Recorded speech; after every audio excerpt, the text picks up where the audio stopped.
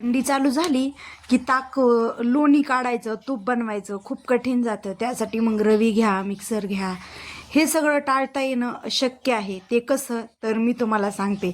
बिना रवी आणि बिना मिक्सरचं ताक कसं बनवायचं आहे मी आज तुम्हाला सांगणार आहे.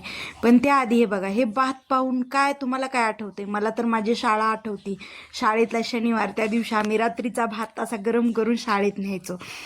हे मला तरी आठवलं. चला तर मग आता ताक कसं बनवायचं हे सांगते.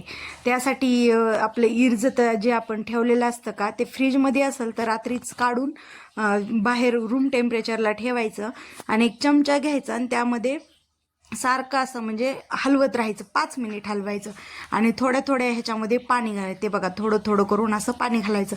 तेही गरम काही असं करायचं नाही. रूम टेम्परेचरचं पाणी का तेच असं घालायचं आणि हलवत राहायचं. खूप छान असं लोणी येतं. आणि म्हणजे मलाही माहीत नव्हतं, पण मीही म्हणजे मलाही सांगितलं एका ताईंनी आणि त्यांचं पाहून मी केलं तर खूप छान. म्हणलं चला तुमच्यासोबतही शेअर करावं म्हणून ही ट्रिक्स सांगते. बघा, 5 मिनटं हे केलं की पाहू शकता तुम्ही साईडने कसं लोणी लगेच जमा होईल.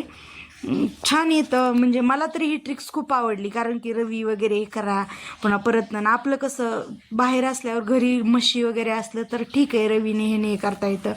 पण आपलं थोडं जर करायचं म्हटलं तर अशी ही ट्रिक्स छान आहे, कारण की भांडेही भरत नाहीत, मिक्सरचाही राडा होत नाही, मिक्सर उडा वगैरे असं काही होत नाही. तर हे खूप छान आहे. हे बघा, पाहू शकता तुम्ही किती छान प्रमाणात तसं प्रकारे लोणी यायला लागले.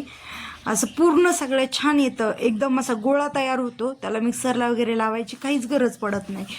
पाहू शकता तुम्हीही अशा प्रकारे एकदा ट्राय करा आणि तुमचं लोणी झालं की किती छान आलं हे मला कमेंट करून नक्की सांगा. हे पहा तुम्ही किती छान लोणी आले. चला तर मग, व्हिडिओ आवडला असेल तर व्हिडिओला लाईक करा आणि आपल्या चॅनलला सबस्क्राईब करा. भेटूया आपण नंतर अशा छान छान व्हिडिओसहित. तोपर्यंत बाय बाय.